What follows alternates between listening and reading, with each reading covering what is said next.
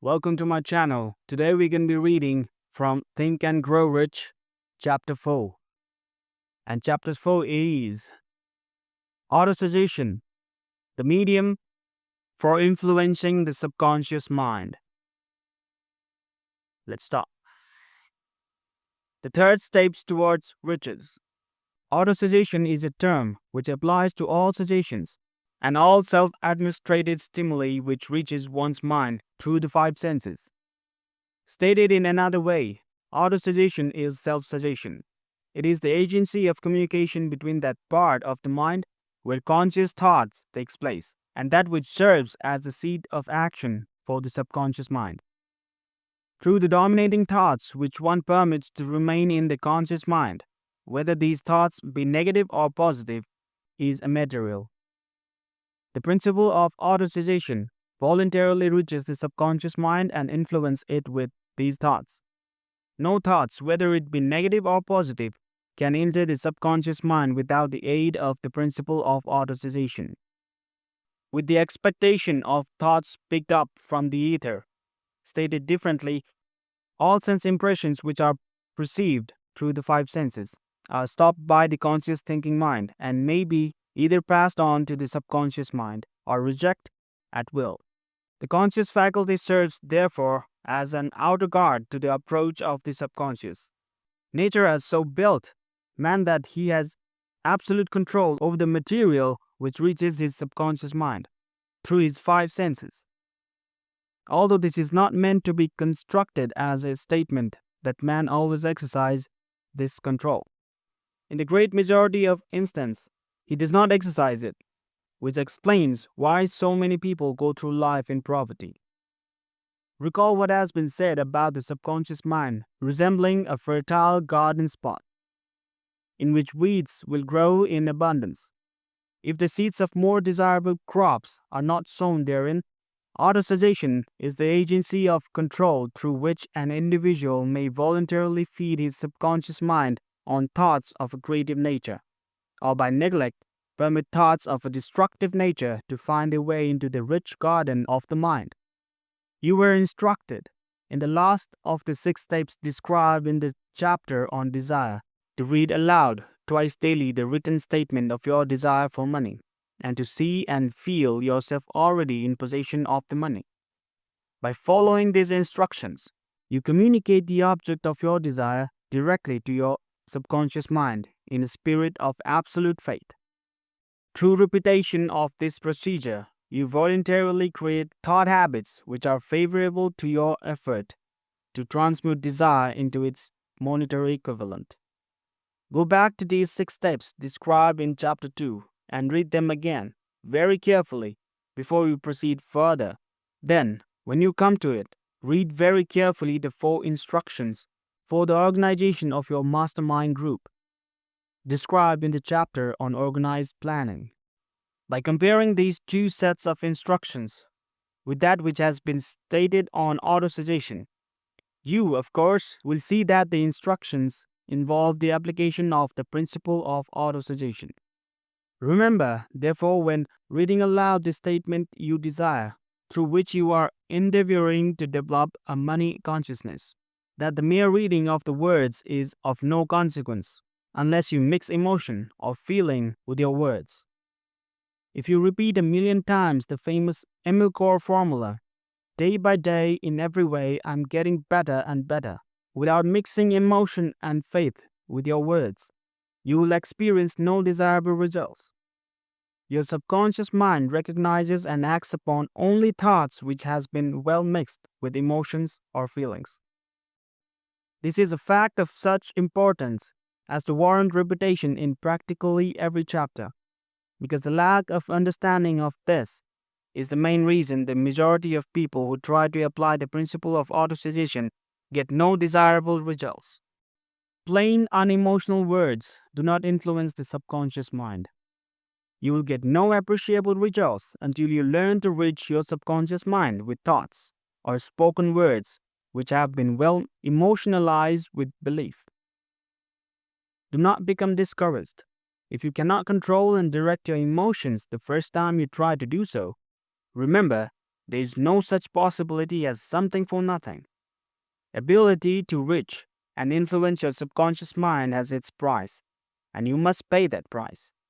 You can't cheat, even if you desire to do so. The price of ability to influence your subconscious mind is everlasting persistence in applying the principles described here. You cannot develop the desired ability for a lower price. You and you alone must decide whether or not the reward for which you are striving, the money consciousness, is worth the price you must pay for it in effort.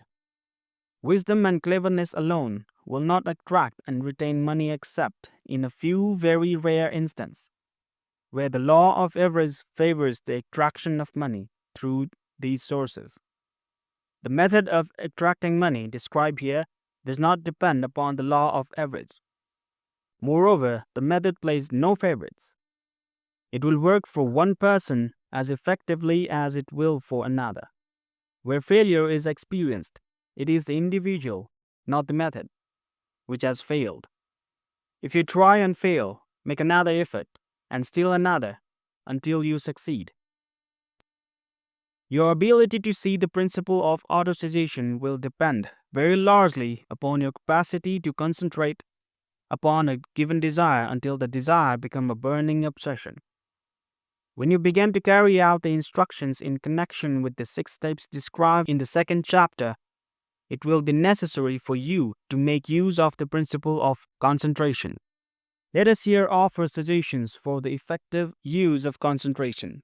When you begin to carry out the first of the 6 steps, which instruct you to fix in your own mind the exact amount of money you desire, hold your thoughts on that amount of money by concentration, or fixation of attention, with your eyes closed until you can actually see the physical appearance of the money.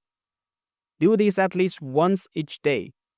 As you go through these exercises, follow the instructions given in the chapter on faith, and see yourself actually in possession of the money.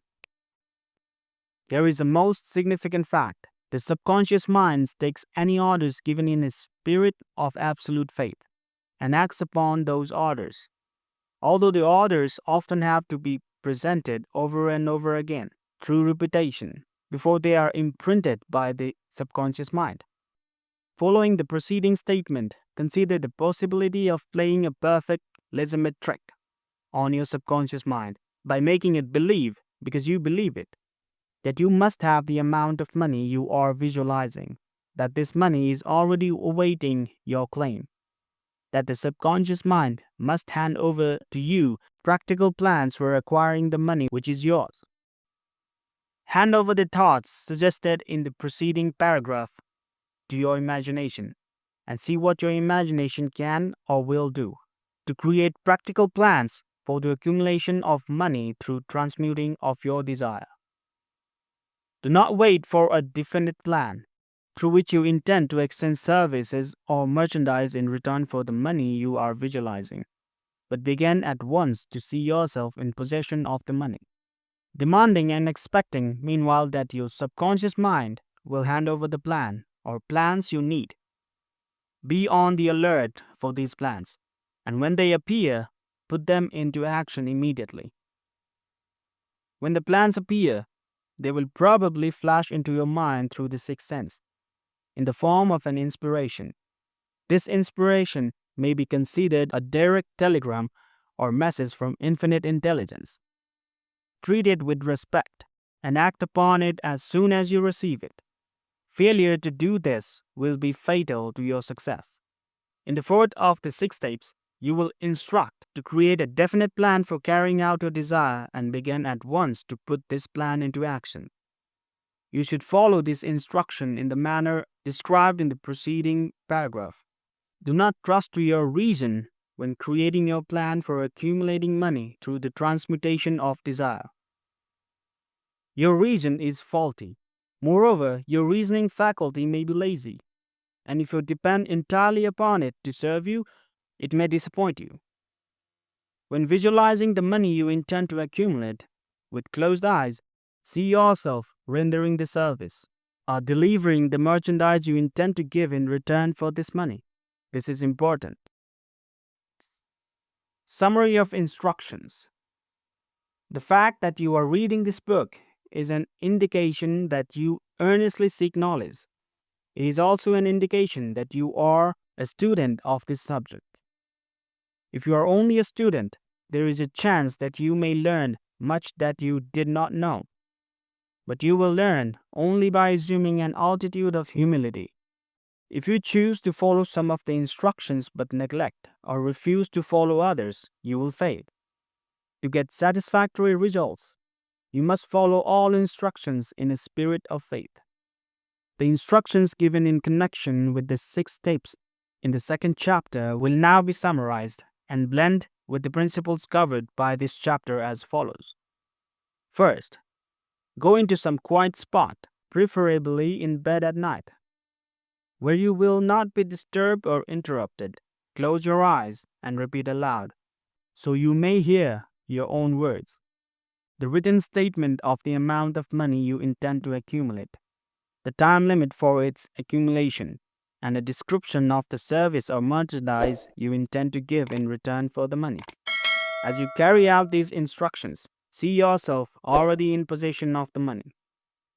For example, suppose that you intend to accumulate $50,000 by the 1st of January, 5 years hence, that you intend to give personal service in return for the money. In the capacity of a salesman, your written statement of your purpose should be similar to the following. By the first day of January 19, I will have in my possession $50,000, which will come to me in various amounts from time to time during the interim.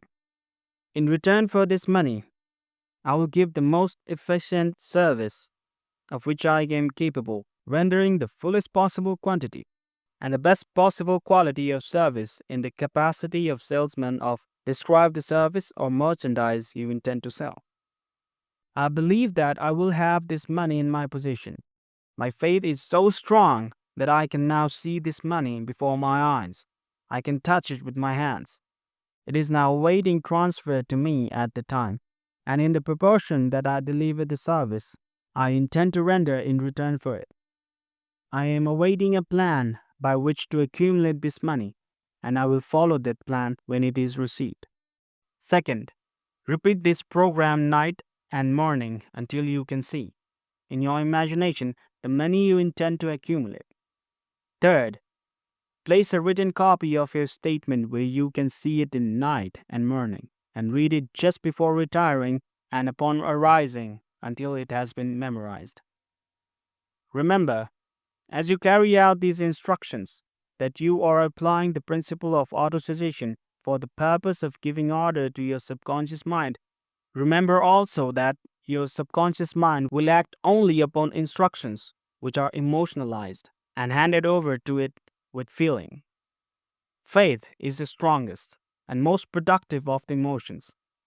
Follow the instructions given in the chapter on faith. These instructions may at first seem abstract. Do not let this disturb you. Follow the instructions, no matter how abstract or impractical that may at first appear to be. The time will soon come, if you do as you have been instructed, in spirit as well as in act, when a whole new universe of power will unfold to you. Skepticism in connecting with all new ideas is characteristic of all human beings. But if you follow the instructions outlined, your skepticism will soon be replaced by belief, and this in return will soon become crystallized into absolute faith. Then you will have arrived at the point where you may truly say, I am the master of my faith. I am the captain of my soul. Many philosophers have made this statement, that man is the master of his own earthly destiny, but most of them have failed to say why he is the master. The reason that man may be the master of his own earthly status, and especially his financial status, is thoroughly explained in this chapter. Man may become the master of himself and of his environment because he has the power to influence his own subconscious mind, and through it gain the corporation of infinite intelligence. You are now reading the chapter which represents the keystone to the arc of this philosophy. The instructions contained in this chapter must be understood and applied with persistence if you succeed in transmuting desire into money. The actual performance of transmuting desire into money involves the use of autosuggestion as an agency by which one may reach and influence the subconscious mind. The other principles are simply tools with which to apply autosuggestion. Keep this thought in mind, and you will, at all times, be conscious of the important part of the principle of autosuggestion is to play in your effort to accumulate money through the methods described in this book. Carry out these instructions as though you were a small child. Inject into your efforts something of the faith of a child. The author has been most careful to see that no impractical instructions were included because of this sincere desire to be helpful. After you have read this entire book, come back to this chapter and follow in spirit and in action this instruction. Read the entire chapter aloud once every night until you become thoroughly conceived that the principle of autosuggestion is sound, that it will accomplish for you all that has been claimed for you. As you read, underscore with a pencil every sentence which impresses you favorably. Follow the foregoing instruction to the letter, and it will open the way for a complete understanding and mastery of the principle of success. That's it for today, and see you in next chapter in next video. Thank you.